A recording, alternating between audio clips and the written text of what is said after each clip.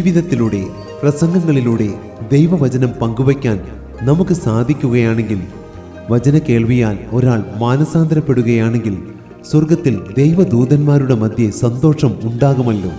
അതെ, കേവലം മനുഷ്യരായ നമ്മൾ നിമിത്തം സ്വർഗം സന്തോഷിക്കുകയാണെങ്കിൽ നമുക്ക് ലഭിക്കുന്ന ഏറ്റവും മഹത്തായ പ്രതിഫലം അതുതന്നെയല്ലേ.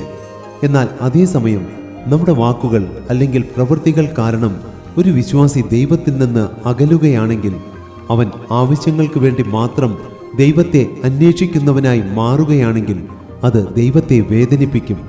അതുകൊണ്ടായിരിക്കാം എന്നിൽ വിശ്വസിക്കുന്ന ഈ ചെറിയവനെ ഇടർച്ച വരുത്തുന്ന മനുഷ്യനെ അയ്യോ കഷ്ടം എന്ന് കർത്താവ് അരുളി ചെയ്തത്.